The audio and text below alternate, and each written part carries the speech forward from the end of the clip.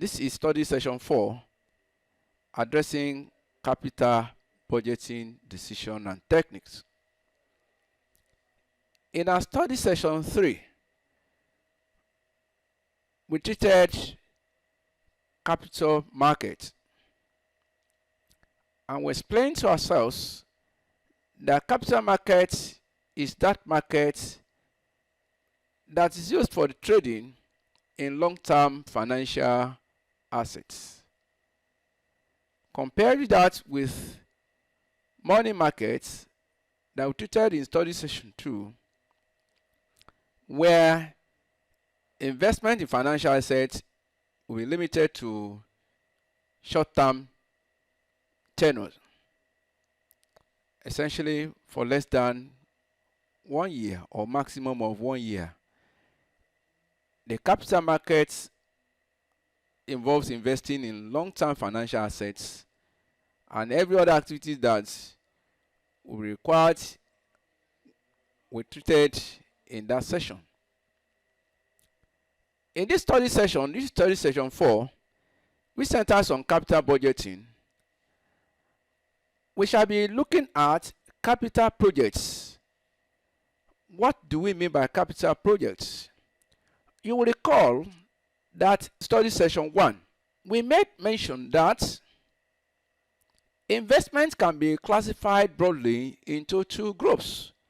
We talked about investing in financial assets and then investing in real assets.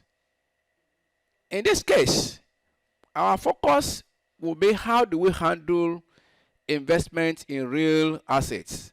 These are basically what we treat under capital projects. Let me remind you, such capital projects are those projects that have lifespan exceeding 2-3 years. They can be there for so many years. For instance, you set up a company. A company you are setting up is seen as a capital project because a company is expected to have a lifetime that runs into perpetuity. You are building a house.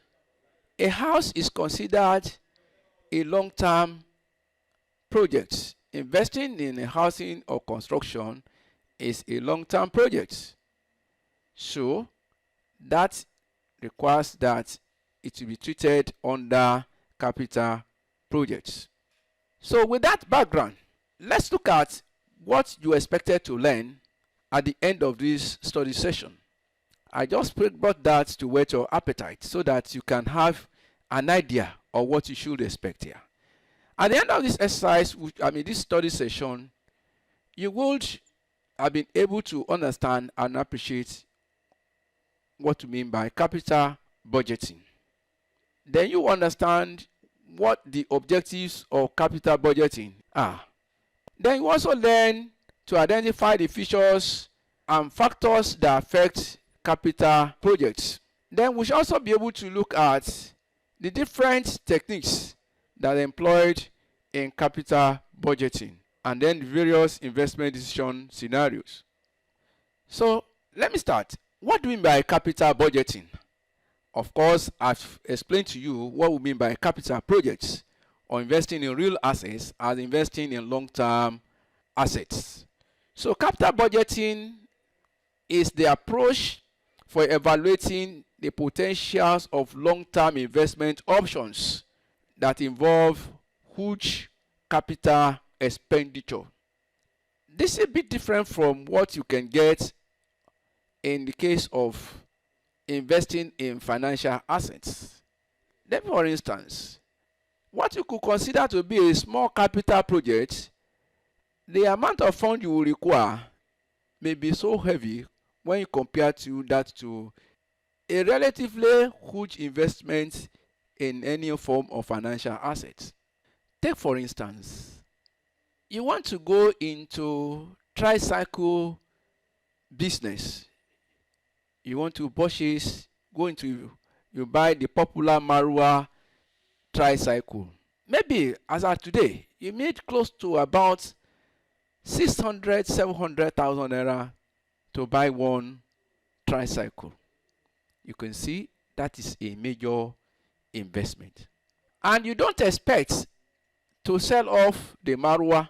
The Marwa, I mean, that particular price cycle is expected to be used over a reasonable length of time, say 3 years, 4 or 5.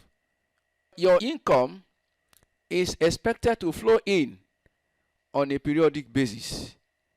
So you invest in capital projects for the purpose of generating cash flows to accrue from your investment in such capital projects.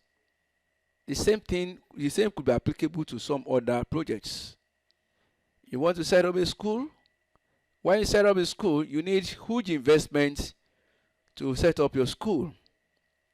And then the cash flows, you are to accrue your cash flow over a very long period of time through income you get from tuition, training, and some other activities that you can create around your school projects that will generate additional cash flow. It's also expected that you would obtain your return over a very long period of time. The benefits accruing from such projects are expected to be spread over a very long period of time. So these are considered as long-term projects. In the real sense of it, long-term projects are taken to have minimum of 5 years naturally to be considered as long-term projects. That gives us the background to what we're dealing with in capital budgeting. So, how do you provide, or how do you analyze, how do you justify the need to invest in such projects? That is the central theme of capital budgeting. You want to provide justification. You want to understand the procedure. You want to produce analysis of that decision process so that at the end of the day, you will have been seen to have taken the right decision.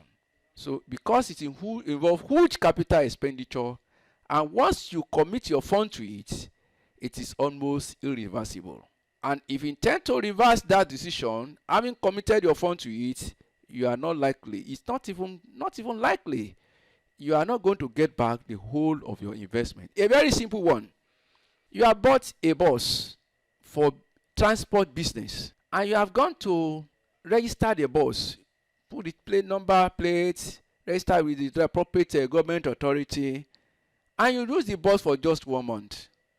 Of course, you know that if you want to dispose of that bus after 1 month, in case you now decide that you are no longer interested in that business, you cannot get that bus sold for the amount that, of purchase the bus. You purchase the bus. It is going to be sold for an amount that is lower than that. So that's the implication. You have to be very careful when you are taking capital budgeting decision.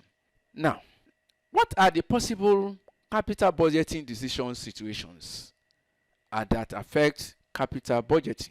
The first case, we talk about independent project decisions. Sometimes you have alternative projects that have your mind. When you want to invest, there are usually many options that come to your mind. So you want to see these projects, 2-3 projects.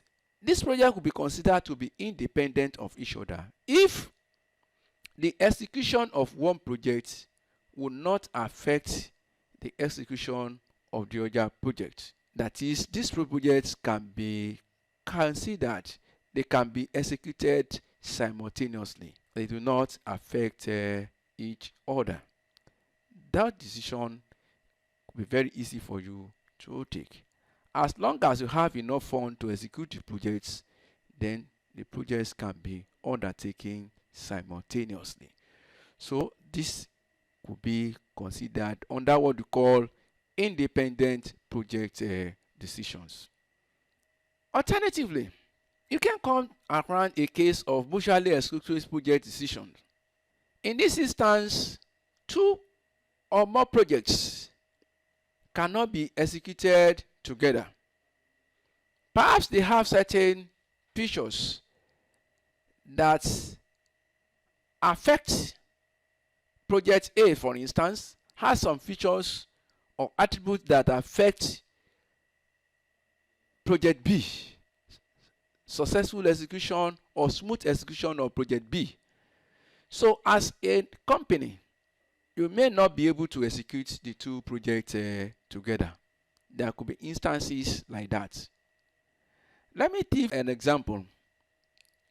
If you are a farmer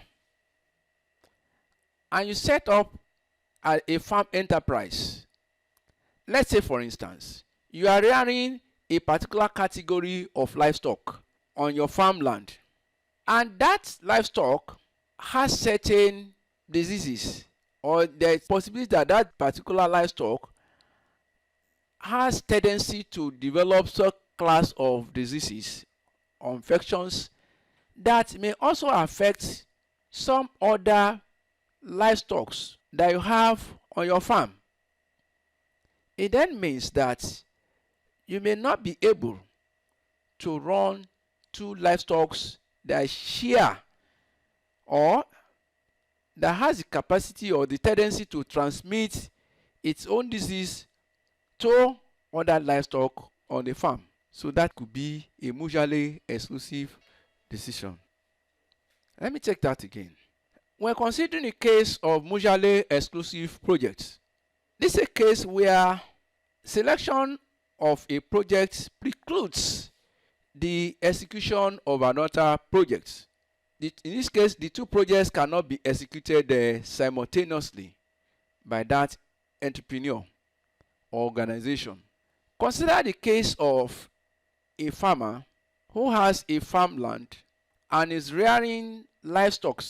If there are two sets of livestock that share common diseases or disease, it may not be advisable to rear the same livestock on that same farmland, even though both of them are capable of generating huge returns.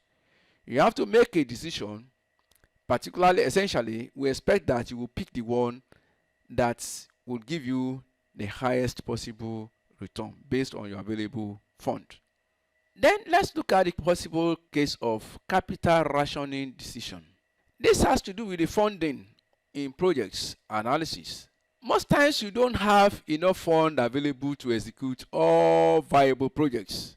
So because of the possibility of insufficient funding for execution of all viable projects, you can talk about a capital rationing situation. So you must then decide on the best way to allocate the funds available to you to all viable projects based on the ranking of the projects, based on certain features, possible scenarios or project combinations, their cumulative returns, and their NPVs that would based on the total available funds.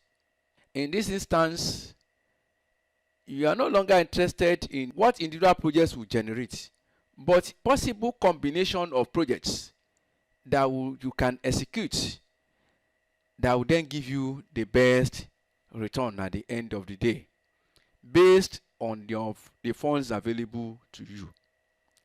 Take for instance, you have 2 projects or 5 projects that are all viable, and you can execute them simultaneously as well. Now, the funds you have may not be enough to go through all the 5 projects, but you want to see how many of them you can pick and execute based on the funds available to you. Then how best can you combine them to generate the best possible return based on the funds available to you? This is the situation of capital rationing. But if you have enough funds to execute all the projects, then you don't have a capital rationing situation, and you can go ahead and execute all the viable projects.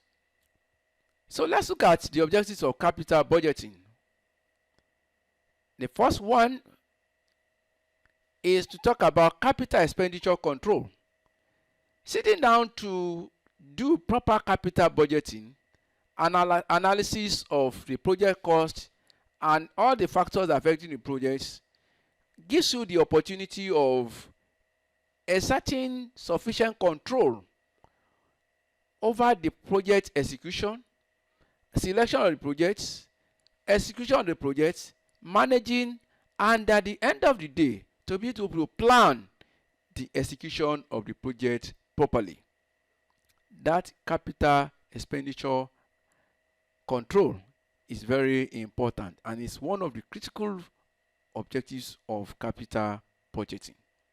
The second objective, finding the right source of funds. You need to find out how best can you execute or fund the projects. What are the possible financing alternatives? Should the project be funded internally, that is from your reserves, the fund available to you, or it must be funded through debts or a mixture of debt and equity? Do you need to raise additional funds from outside, from your shareholders, by raising additional shares or issuing debt securities to execute the projects? These are possible sources of financing the projects.